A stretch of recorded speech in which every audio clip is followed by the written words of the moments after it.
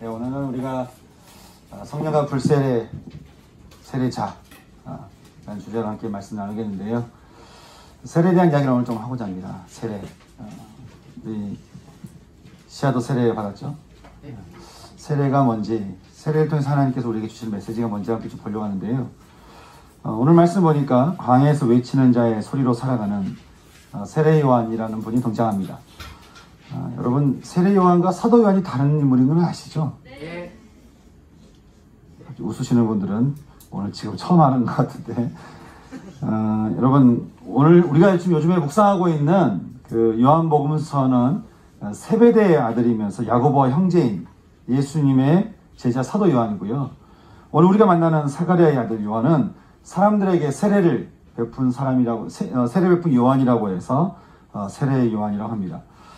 오늘 말씀에 보니까 사람들이 세례 요한에 와가지고 세례를 받으려고 하는 장면이 이렇게 등장해요.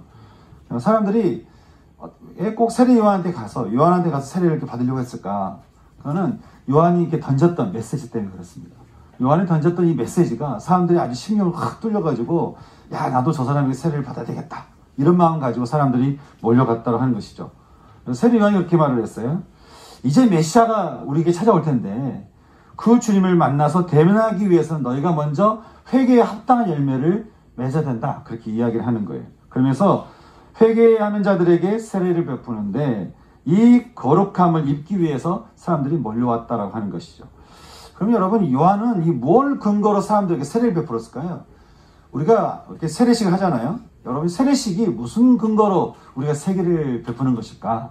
구약성에 보니까 세례 이렇게 나오는 것 같지는 않은데, 그러면 세례 요한이 그냥 세례를 베풀었다고 하는데, 세례는 뭘 근거로 하고 있을까? 우리는 성막, 구약성에 보게 되면 성막에서 번제단에서 짐승을 잡아서 불로 태우는 예식을 우리가 보게 되죠. 그렇게 불로 태우면서 자기 죄를 고백하며 회개한 이후에 이제는 하나님 만나기 전 물두멍에서 손을 씻도록 하는 의식이 있는 것을 우리는 보게 됩니다. 출애굽기 30장 말씀 보게 되면요, 너희는 성막에 들어갈 때에 물로 씻어 죽기를 면하라, 그렇게 말씀하고 있는 거 보게 되고요. 또 민수기 19장에 보게 되면 사람이 죄로 인해 부정한 자가 될 때 정결한 자가 우슬초로 그 사람과 그 대상을 뿌리게 되면은 그는 정결하게 된다, 그렇게 말씀하고 있는 장면을 우리가 보게 됩니다. 다시 말해서 세례라고 하는 것은 이제 기독교인이 됐으니까, 이제 때가 됐으니까, 이렇게 교회인 다니기 좀 됐으니까 이제는 뭐 교인이 됐다라고 하는 의미로서 하는 것이 아니고, 세례라고 하는 것은 세례를 받으려고 하는 사람이 이전까지의 살았던 그 모든 삶을 회개하면서 돌이키면서 물뿌림 받고 이제는 정결함을 받고 새로운 사람이 되었다. 이제는 새로운 사람의 삶을 살게 되었다라고 하는 것을 의미하는 것이 바로 세례다라고 하는 것입니다. 그러니 요한은 이제 메시아가 우리를 찾아오실 텐데 그를 대면하기 위해서는 너희가 그냥 만날 수 없다는 거예요. 그냥 만날 수 없고, 너희가 예수를 만나기 위해서는 너희가 회개함으로 먼저 정결함을 입어야 된다고 얘기를 하는데, 그러면서 회개를 얘기할 때 말로만 우리는 회개할 수 있잖아요. 주님, 죄송합니다, 우리가 잘못했습니다, 이렇게 얘기할 수 있는데, 세례 요한은 말하기를 너희가 말로만 하는 회개는 그건 중요하지 않다는 것이죠. 회개는 반드시 회개에 합당한 열매가 있어야 한다는 거예요. 그래서 말하기를 옷 2벌을 가진 자는 없는 자에게 나눠주고, 먹을 것이 있는 자는 없는 자에게도 또 나눠줄 것이고, 세금은 정한 것 외에는 거두지 말고, 군인들은 사람들의 물건을 강탈하지 마라. 다시 말해서 모든 욕심에 대한 마음을 돌이키라는 거예요. 우리가 욕심을 가지게 되면요, 여러분, 내가 아무리 먹어도 그게 차질 않아요. 아무리 가져도 그게 차질 않아요. 아무리 돈을 모아도요, 그 돈이 부족해 보여요. 제가 떠문을 보니까 그냥 제가 차고에, 여러분, 트렁크에서 열어서 돈을 보여주는데, 여러분, 그 박스에 들은 돈 보셨어요?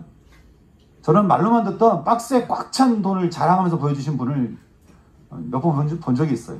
그분이 심심하면 보여주세요, 이렇게. 자기 자랑하신다고.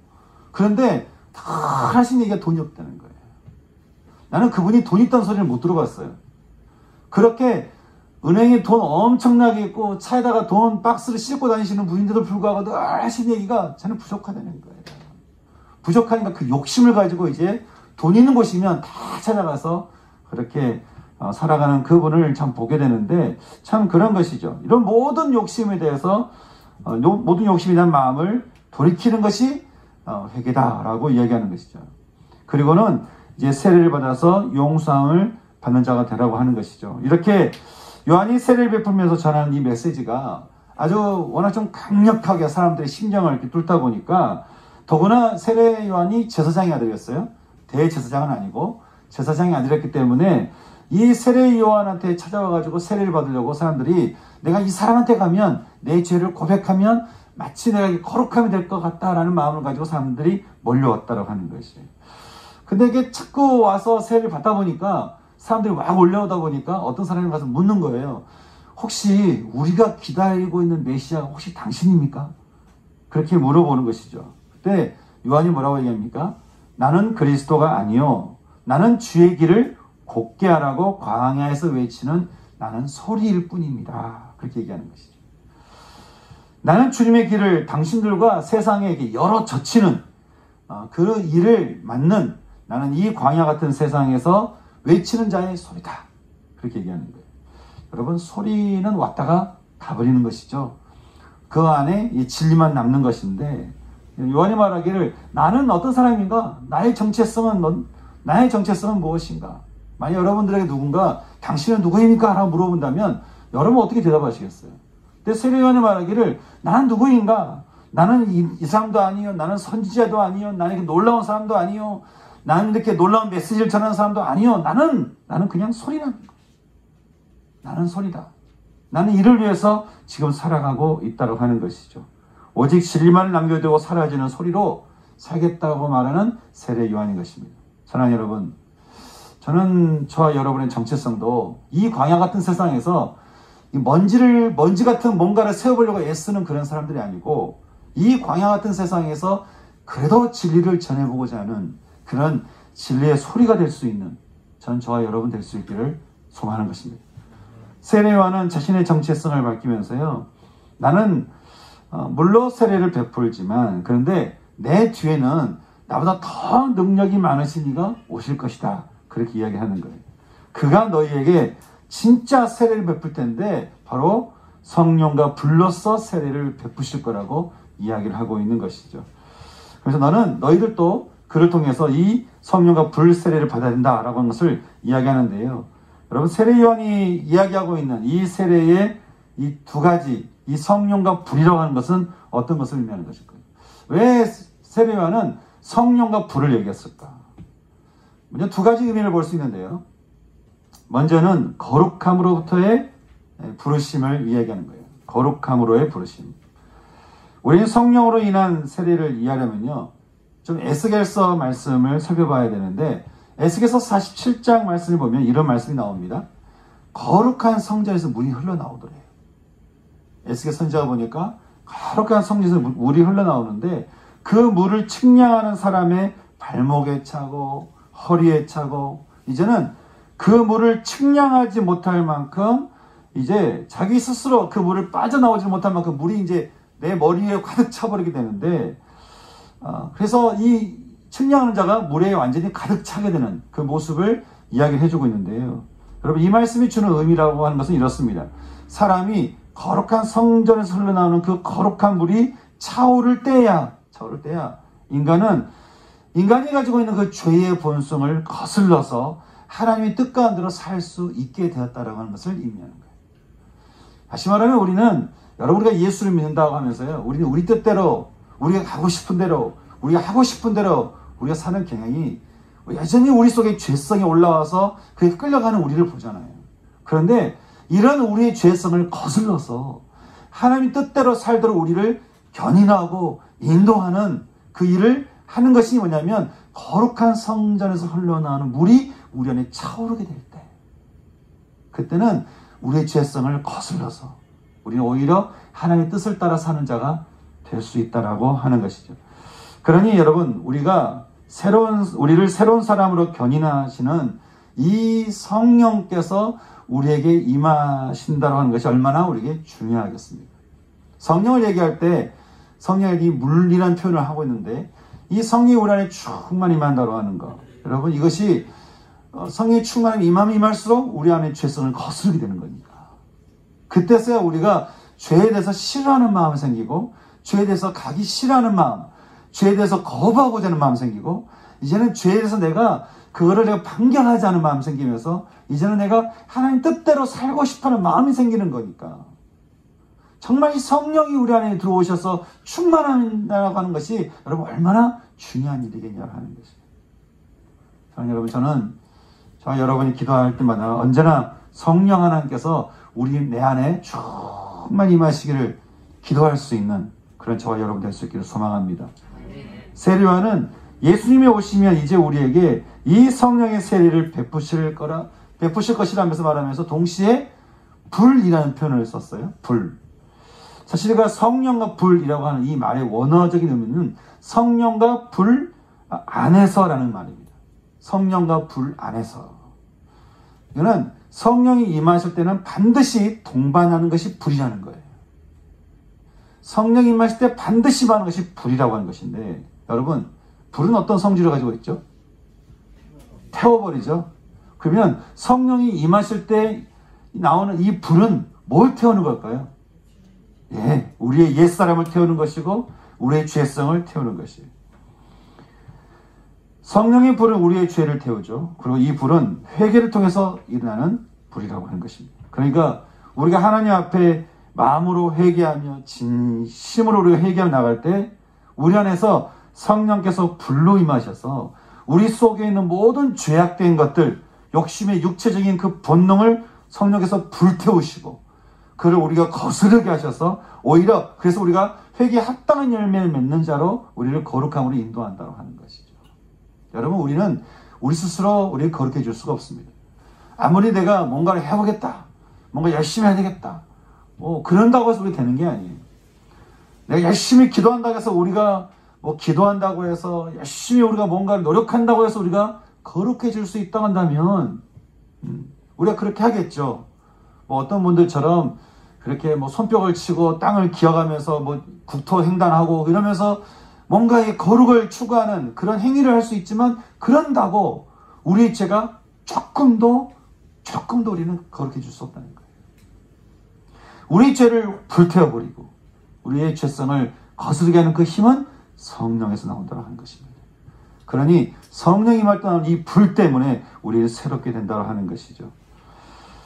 그럼 우리 안에 이 회개를 통한 이 불이 임하는 것, 여러분 얼마나 중요한 것이겠습니까? 성령의 불 하면 은사주의자들이 마치 이렇게 마블 영화의 능력자들처럼 되는 것처럼 성령의 불 임하게 해달라고 그렇게 얘기하는데, 여러분 그건 능력이 아니에요. 성령의 불이 임하게 되는 것은 우리를 새롭게 하는 그런 힘을 말하는 것인데요. 성령의 불이 임하면 우리는 내 안의 죄의 힘은 꺾여지고 절대 거룩하신 하나님의 힘과 능력을 따라 우리는 살게 된다고 하는 것입니다. 근데 여러분, 이거는 이 땅에서 하나님의 나라를 경험하며 살게 하시는 하나님의 그림자에 불과하다는 거죠. 여러분, 언젠가 주님이 이 땅에 임하셨어요. 재림하셔서 이제 우리가 완전히 주님과 대면하게 되면, 여러분, 주님이 우리 안에 임하시게 되면 그걸 통해서 이 불의 역사를 통해서 우리가 새롭게 되는데, 이제는 그런 것이 아니고 완전히 주님과 대면하게 되는 그 날이 옵니다. 주님이 재림하셔서 우리가 주님과 함께 만나게 되는 그 날이 오게 되면은, 이때는 이 성령과 불 안의 역사가 어떻게 이루어지는가? 고린도후서는 우리에게 이렇게 말해주고 있습니다. 우리가 흙에 속한 자의 형상을 입은 것 같이 또한 하늘에 속한 이의 형상을 입게 되었으니, 혈과 육으로는 하나님의 나라를 우리가 이어받을 수가 없지만 보라, 내가 너에게 비밀 한 가지를 알려주노니, 마지막 날에 하늘에서 나팔 소리가 들려지면 혈과 육을 입은 우리들이 순식간에 호련히 다 변화되리니, 나팔 소리가 나매 죽은 자들이 썩지 아니할 것으로 다시 살아나고 우리도 변화될 것이다. 그렇게 이야기하는 것입니다. 이 썩을 몸이 썩지 않을 것을 입고는, 이 죽을 것이 죽지 않음을 그 입을 때에 사망과 죽음이 우리를 삼키는 게 아니라 반대로 우리가 사망과 죽음을 삼키고 우리가 사망과 죽음을 이기리니, 바울이 이 사실을 깨달으면서 이렇게 외칩니다. 사망아, 죽음아, 너의 승리가 어디 있느냐? 사망아, 죽음아, 네가 뭘 쏘려는 것이냐? 죽음이 쏘는 것은 죄요. 그 죄를 밝히는 것은 율법이나 우리는 예수 그리스도로 말미암아 승리를 주시는 하나님께 감사하노라. 저는 이 놀라운 이 비밀이 완성될 그날에 그 완전한 승리와 기쁨을 저는 여기 우리 모두 다 누릴 수 있는 은총이 있기를 주님의 이름으로 축원합니다. 그래서 두 번째, 세례 요한이 전한 이 성령과 불이 의미하는 것은요, 이는 온전한 하나님과의 연합을 의미한다고 하는 것이에요. 온전한 하나님과의 연합을 의미한다. 여러분, 예수님께서는 고린도후서 말씀처럼 살려주는 영으로 마지막 아담이 되어서 이 땅에 오셨죠. 그래서 예수님이 이 땅에 오셔서 새로운 인류를 위해서 하신 일이 바로 제일 먼저 하신 일이 세례였다라고 하는 것입니다. 로마서 6장에서 바울이 이렇게 말합니다. 무릇 그리스도 예수와 합하여 세례를 받은 우리는 그의 죽으심과 합하여 세례를 받은 줄 알지 못하느냐. 그러므로 우리가 그의 죽으심과 합하여 세례를 받음으로써 그와 함께 죽어 장사되었나니 이는 아버지 영광으로 말미암아 그리스도를 죽은 자 가운데서 살리심과 같이 우리도 또한 새 생명 가운데서 살게 하려 함이니 이로 인해 영원히 하나님 아버지와 우리가 서로 연합하여 생명을 누린 자가 되었다. 그렇게 말씀하고 있습니다. 다시 말해서 우리가 세례를 통해 예수 우리 가운데 임하시게 되면 예수님의 그 죽으심, 우리가 주가 되는 그 죽음이 예수님께로 옮겨지게 되고 또 예수님에게 있는 그 영원한 생명이 우리에게 찾아오게 되면서 이제는 우리가 예수님 때문에 그 세례를 통해서 우리가 예수님 때문에 우리가 하나님 아버지와 서로 온전한 연합을 이루게 되는 그런 일들이 우리에게 일어난다고 하는 것이에요. 여러분, 우리가 함께 살아가면서요, 여러분, 하늘의 하나님 아버지와 내가 서로 연합하며 살아간다. 여러분, 정말 그럴 수 있다면 이거 놀라운 거 아니겠어요? 내가 하나님 아버지와 내가 연합하며 산다. 여러분, 일을 하든 누구를 만나든 무엇을 하든 간에 심지어는 세상이 말하는 절망의 순간이 온다 할지라도 내가 그 순간에도 하나님 아버지와 한 마음이 돼서 아브라함과 이삭과 야곱과 다윗처럼 우리가 살아갈 수 있다면 여러분, 그 순간 우리 삶이 어떻겠습니까? 세상이 말하는 절망에 같이 절망하겠습니까? 세상이 말하는 죽음의 두려움에 같이 두려워하겠습니까? 아니면 그 자리에 영원한 생명의 하나님이 우리에게 함께 하셔서 있는 우리에게 부어주시는 그 생명력 때문에 여러분, 우리가 이 생기를 가지고 살아갈 수 있는 거 아니겠어요? 이런 세례를 통해서 우리에게 주신 이 능력과 영광이 우리에게 임한다고 하는 것인데, 여러분, 누가 이 세상에 우리로 하여금 죄를 불태워 없애버리고는 우리를 거룩함으로 견인해서 우리와 하나님과 온전히 서로 연합하게 하면서 영원한 삶을 살 수 있도록 여러분, 누가 그렇게 하겠습니까? 그 일을 그리스도께서 이 땅에 오셔서 세례를 받으심으로써 그 길을 트셨으니 이제는 우리 역시 그리스도와 함께 세례를 받음으로써 나의 죽음은 주님께 이전되고 주님의 생명은 나에게 옮겨져서 영원한 생명을 살도록 인도하시는 축복을 우리가 누리게 되었다고 하는 것이죠. 그러니 여러분, 성령과 불 안에서 세례받는 자의 삶이라고 하는 것이 얼마나 복된 삶이겠습니까? 여러분, 세례는 그냥 세례가 아닌 거예요. 세례를 통해서 우리에게 주시는 하나님의 놀라운 비밀이 있는 것이죠. 세례를 통해서 놀라운 비밀을 아는 자와 이 비밀을 전혀 알지 못하고 내가 세례에 대해서 세례를 받은 것인지, 내가 세례를 왜 받은 건지, 세례를 받았는데도 불구하고 이 세례에 대해서 확신이 없이 그렇게 살아가게 되면 하나님 우리에게 주신 이 비밀에 대해서 우리가 무지한 자가 되는 거잖아요. 얼마나 안타깝겠습니까? 하나님 세례를 통해서 우리에게 주시는 놀라운 비밀이 있는데 이 비밀을 누리는 사람이 있고 누리지 못하는 사람이 있다고 한다면 여러분, 얼마나 안타깝냐라고 하는 것이죠. 주님께서 우리 가운데 완전히 임하셔서요, 하나님과 서로 온전한 연합을 이루던 다윗이 오늘 우리가 읽었던 성시기도에서 이렇게 고백합니다. 여호와의 소리가 물 위에서 우레소리를 내시고. 여러분, 이 소리를 느끼는 거예요. 하나님과 온전한 연합을 이루었던 다윗이 예배 가운데 이 소리를 느끼는 것이죠. 여호와의 소리가 물 위에서 우레소리를 내시고 힘이 있고 위험참이여 백향목을 꺾으시고. 우리식으로 말하면 소나무보다 훨씬 크고 높은 그 나무를 꺾으시고 화염을 가르시며 광야를 진동시키시며 왕으로 등극하시니 여호와께서 자기 백성으로 왕으로 좌정하셨습니다.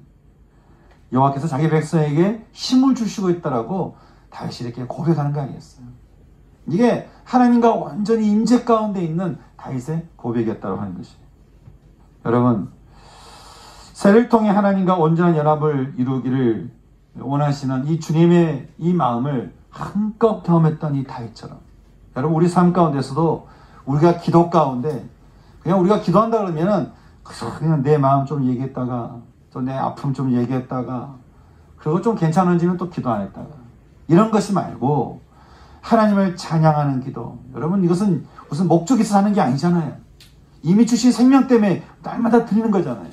찬양하는 기도, 경배하는 기도, 또 하나님을 또 예배하며 묵상을 통해서 하나님을 또 예배하며 그럴 때 저는 다윗이 들었던 하나님과 온전한 연합 가운데 다윗이 들었던 이 하나님의 놀라운 소리, 이 놀라운 능력, 이 놀라운 영광이 저는 우리 가운데서도 임하기를 소망하는 것이죠. 여러분, 이렇게 살아있는 하나님과의 이 교류와 이 만남을 가지는 사람하고 그렇지 않은 사람하고 여러분 이렇게 같겠습니까? 그러니 다윗이 말하기를 자기가 왕인데 하나님이 왕이시라고 그렇게 고백하는 거 아니었습니까? 그럼 이렇게 성령과 불 안에서 세례를 베푸시는 그 예수님을 이제 영접하게 된 우리들은 어떻게 살아야 될까?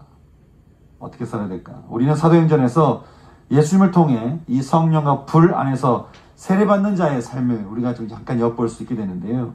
보니까 빌립이 사마리아로 들어가서 복음을 전하고 열매를 얻게 되는 장면을 보게 되죠. 그러니까 어떻게 합니까? 예루살렘의 사도들이 거기에 베드로와 요한을 파송하는 그 장면을 우리는 보게 됩니다. 이게 여러분 참 의미가 있는 것은요. 여러분, 먼저는 예루살렘과 온 유대 땅에 전해진 예수님의 복음으로 인해서 성령 받은 이들이 이제는 어디로 향하고 있다는 거예요? 예루살렘과 온 유대와 그 다음에 사마리아로 향하고 있다는 거예요. 사마리아로. 말씀대로 돼가고 있는 것이죠. 우리가 좀 사마리아를 조금 더 이해를 할 필요가 있어요. 사마리아를 좀 우리가 이해할 필요가 있는 것은 같은 이스라엘 땅인데 왜 이걸 사마리아로 얘기하고 있을까? 여러분, 사마리아 땅은요, 예전에 나라가 이스라엘이 두 개로 쪼개졌을 때 북이스라엘의 수도가 이 사마리아였습니다. 더구나 북이스라엘에서요, 가장 영적으로 부패했던 왕 오므리에 의해서 세워진 수도가 이 사마리아였습니다. 그리고 그 이후에 북이스라엘은요, 하나님과 완전히 거리가 먼 이스라엘을 살았고, 그러다가 나중에 아수르 제국에 의해서 멸망하게 되는데, 이때 아수르 제국이 했던 일이 있어요. 무슨 외부인들을 데려다가 이 사마리아 땅에서 이스라엘 사람들과 서로 섞어버린 거예요. 혼합 민족을 만든 것이죠. 그러니까 그때부터 이 유대인들은 사마리아를 볼 때만 어떤 마음이냐면 저는 배신자요, 배반이요, 반역의 상징이 된 거예요. 그러니까 유대인들의 생각에 이 옳고 그름에 이 선악의 기준에 봤을 때는 사마리아는 절대 구원받지 못한 사람들인 거예요. 어떻게 저런 사람들이, 어떻게 저럴 수가 있는지, 어떻게 저렇게 이탈할 수가 있는지. 이게 유대인들이 사마리아 얼마나 싫어했냐면요, 사마리아 근처에서 그림자만 넘어가도 제사를 드렸다는 거 아니에요. 여러분, 여러분이 누군가를 싫어하는데 우리가 사마리아 같은 어떤 대상이 있을 수 있죠. 어떤 사람은 그냥 근처도 가기 싫은 거예요. 말 섞기도 싫고, 근처에 가기도 싫고, 그림자도 밟기 싫고, 하여간 그냥 같은 공간에 있기도 싫고, 그냥 보기만 해도 판단거리가 무수하게 솟아나오고. 여러분, 판단하는 사람이 자기 틀렸다는 틀렸다는 사람 없죠. 다 자기 기준이 옳은 거예요. 여러분, 그러니까 분열이 일어나고 전쟁이 일어나는 거 아니겠습니까? 근데 이 마음을 가지고 사마리아처럼 계속 바라보고 있으면 어떨까요? 유대인들이 사마리아를 볼 때마다 이게 너무 심해가지고요. 심지어는 그림자가 넘어간 것 가지고도 회개했다는 거 아니에요. 그게 무슨 회개할 일입니까? 근데 그 정도로 사마리아를 싫어했다는 거예요. 그 정도로. 그러니까 아이가 사마리아를 넘어가는 자체를 아주 그냥 너무너무 싫어할 정도로 그 땅은 정말 저주받은 땅이라고 이스라엘 사람들을 위해서 명해진 그런 곳이었습니다. 근데 여러분, 요한복음 4장에 보면 이 사마리아 땅을 당당하게 들어가신 분이 있습니다. 누구죠? 예수님입니다. 아마 따라갔던 제자들은 그렇게 유쾌하지는 않았을 거예요. 왜냐하면 너무 익숙해져 있던 사마리아에 대한 그 인식이 있기 때문에 그렇게 이거 들어가도 되나? 이것도 회개해야 되나? 뭐 그런 마음으로 들어갔을지 모르겠지만 어쨌든 예수님이 들어가셨으니까.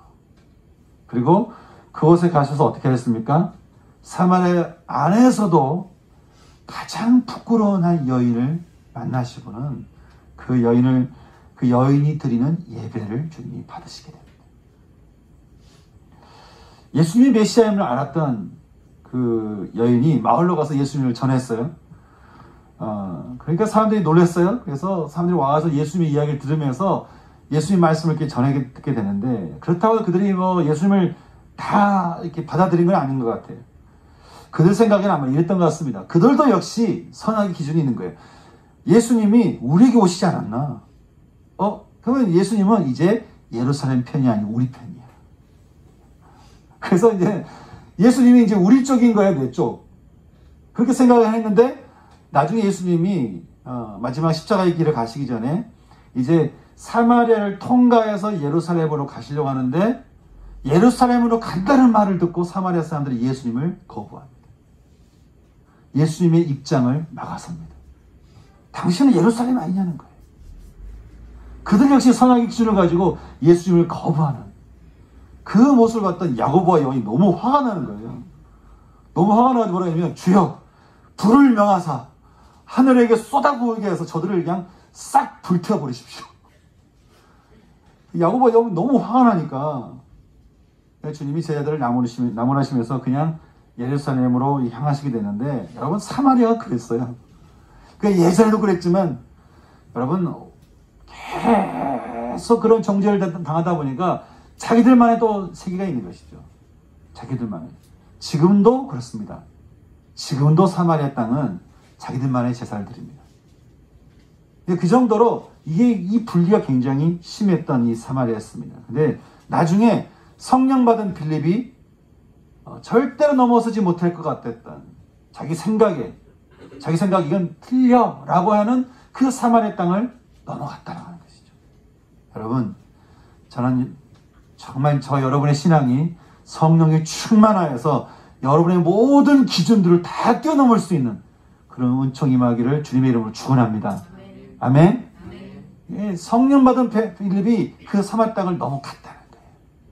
넘어가서는 이제 그곳에서 예수님을 전하게 되는데요. 이 빌립의 이 말이 너무나 강력하고 너무나 그 마음에 그 진실함이 느껴져서 사람들이 다 와서 그 예수님을 영접하게 되었습니다. 이 소식을 들은 예루살렘 사도들이 사마리아 땅에 복음이 전해지고 예수님을 믿게 되네. 예수님을 거절했던 땅 아니에요. 그런데 예수님을 받아들이고 영접하는 그 모습을 보면서 이제 누구를 파송합니까? 베드로와 요한을 파송하게 되는데, 요한이 누구였어요? 아까 불을 메가지고 다 그냥 불살라버리라고 분노했던 요한 아닙니까? 근데 사도들이 베드로와 요한을 파송해서 이제는 어떻게 합니까? 그들로 가서 그들을 위해서 기도하기를, 그들에게 성령이 임하시기를 기도하게 된다. 성령이 임하시기를 기도하게 됐다. 그랬더니 어떻게 해요? 그들에게도 성령이 임하시게 되었다. 그렇게 우리에게 말씀을 하고 있는 것이죠. 그래서 사마리아도 이 거룩함과 하나님의 온전한 연합이 이루어지도록 했다라고 하는 것인데, 여러분, 이것이 바로 성령과 불 세례 받은 자의 삶이어야 한다는 것입니다. 성령과 불 세례 받은 자의 삶을 통해서 온전한 하나님의 그 거룩함과 하나님과 온전한 연합을 이루는 이 은혜를 받은 자가 이제 우리가 세상에 나가서 할 것이 무엇인가? 그래서 여러분 우리 세례라고 하는 것은 하나의 가족이라고 했잖아요. 가족. 제가 우리 시아 세례하면서 여러분께 그랬잖아요. 이거는 의식이 아니고 가족이 되는 시간이라고. 우리가 여러분 한 분 한 분 우리 교회에 오셔서 세례 받으셨죠? 세례 받을 때 이 세례가 다 우리가 가족이 되는 시간이 되는 것이죠. 여러분 이것이 단순하게 빈들의 풍성한 교회의 가족만 얘기하는 것이 아니고 하나님 나라에서 하나님과 예수님과 성령님과 우리가 더불어 우리 모두가 다 가족이 되는 것을 의미하는 것이죠. 우리가 뭐 혈연이라고 하잖아요. 혈연이다. 그래서 이 혈연의 가족을 굉장히 의미 있게 생각하잖아요. 다른 우리가 남이냐 뭐 그런 말 있잖아요. 여러분 그런 것처럼 우리가 예수를 믿게 되면 예수의 피가 우리에게 들어와서 예수의 피가 나에게 됐고 여러분에게 됐고 우리 모두에 있기 때문에 우리는 다 어떤 사람이 되는 거예요? 혈연관계가 되는 것이죠. 예수의 피를 내서 우리는 모두가 다 가족이 되었으니 이제는 여러분 다른 사람은 뭐라 해도요. 가족은 어떻게 할 수 없어요. 가족은 지나칠 수 없어요. 가족은 마음에 갈 수밖에 없고 손에 갈 수밖에 없고 내가 손이 안 간다 하더라도 그런 영원히 내게 남는 숙제가 되는 거예요. 그런 것처럼 우리가 예수 그리스도의 피로 해서 가족으로 우리를 부르신 그 부름 때문에 하나님이 우리를 포기하지 않으시고 그 부름 때문에 하나님이 우리를 놓치지 않으시고 너는 내 것이라. 이 부름 안에 와 있기 때문에 주님이 말씀하시기를 너는 내 거라는 거예요. 그래서 내가 너를 포기하지 않는다는 거예요. 내가 너의 삶에 개입해서 내가 너의 삶에 간섭해서 앞으로 너가 어떤 무엇을 하든 간에 내가 너의 삶과 내가 너와 함께 할 것이라고. 이게 내가 너의 하나님이기 때문에. 그렇다라고 우리 말씀하시는 이 말씀이 바로 세례의 의미라고 하는 것이죠. 이런 세례의 은혜를 받게 된 우리가 여러분 이제 세상에 나가서 우리가 어떻게 삶을 살아야 되겠습니까? 이 은혜를 받고 세상에 나가서 이제는 또 나를 위해서 무엇을 먹을까? 무엇을 입을까? 무엇을 마실까? 무엇을 가질까? 그렇게 내가 욕심을 따라 살아간다면 여러분 이것처럼 얼마나 아이러니한 삶이겠습니까? 그러니 우리가 세상에 나가서 우리가 할 일은 뭐겠습니까? 여러분 그거 아십니까? 직업은 본업이 아닙니다. 직업은 부업입니다. 우리의 본업은 뭡니까? 신앙입니다. 신앙이 우리의 본업이고 우리가 가진 직업이라는 것은 그거는 하나의 그걸 통해서 사람들을 만나서 사람들로 하여금 예수님을 아는 자가 되도록 우리가 소개하고 그래서 다 잃어버린 영혼들이 하나님 아버지의 집으로 다 돌아오게 하는 것. 여러분 이것이 우리의 본업인 거예요. 우리가 그래서 인정하지 않든 언젠가 그날이 우리에게 오잖아요. 여러분 그때 그 마지막 날에 너는 어떻게 살았냐라고 물어본다면 여러분 어떻게 대답하시겠습니까? 하나님 저는 저를 위해서 충실하게 살았습니다. 라고 하시겠습니까? 아니면 하나님의 은혜를 따라 제가 하나님의 은혜를 두고 제가 기도하며 또 은혜를 두고 제가 간구하며 사람들 예수님께도 인도하고 하나님 아버지의 품 안으로 그 가족 안으로 다 돌아올 수 있도록 제가 그들 위해서 기도하였고 그들에게 복음을 전하였고 그들이 듣든지 아니 듣든지 하나님 제 마음에 두고 제가 이렇게 살았다고. 여러분 우리가 그렇게 기도하지 않겠냐라고 하는 거예요. 사람을 돌이키는 것은 사람의 힘으로 되는 것 같지는 않아요. 우리의 가족, 우리 형제, 예수께 인도하는 거 우리 마음처럼 되면 얼마나 좋겠습니까? 근데 그게 그렇게 되지 않아요. 근데 안 된다고 우리가 기도조차 안 하면 그거는 죄인 것이죠. 여러분 인도하는 분은 예수님이십니다. 우리가 할 일은 뭐겠습니까? 기도하고 또 그들로 하여금 예수님을 알아가도록 우리가 환경을 열어주는 거죠. 여러분 만약에 우리 교회가 이렇게 있는데 제가 목사로서 주변 동네 다니면서 제가 막 화내고 다니고 제가 뭔가 맞는 거 안 맞는 거 간섭하고 다니고 막 그러면 저를 통해 뭘 알겠습니까?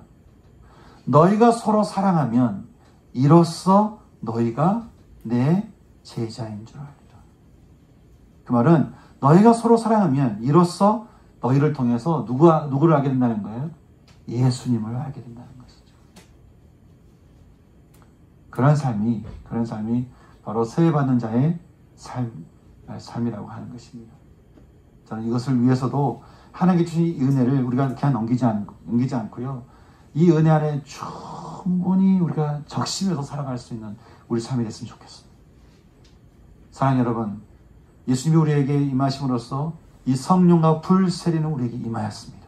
믿으십니까? 예. 특별하게 뭔가를 해서 얻는 게 아니에요. 어디를 집회를 간다고 가서 믿는 게 아니에요. 그냥 예수를 믿으면 이 성령과 불 세례는 임한 것입니다. 근데 그 임한 것을 주님께서 주신 이 선물을 감사하게 받아들이며 그 안에서 내가 진심으로 주 앞에 내가 회개하며 전심으로 회개하며 그리고 정말 성령의 물결 따라 제가 살기를 결정하며 나가게 되면 그렇게 기도하며 나가게 될 때에 그때 예수님이 우리 안에서 하나님 일을 행하신다는 것이죠. 저는 이 놀라운 일들이 이 놀라운 하나님의 그 비밀이 우리 삶 가운데서 풀어져가는 그래서 경험되어져가는 이게 신앙이구나 이게 신앙인이구나 라고 하는 것을 알아갈 수 있는 그런 삶이 저와 여러분의 삶 될 수 있기를 주님의 이름으로 축원합니다. 네. 그래서 이 말씀 듣고요 우리 잠시 같이 기도했으면 좋겠습니다. 함께 두 가지 두고 기도하고 싶습니다. 하나는 우리 마음 안에 있는 죄에 대해서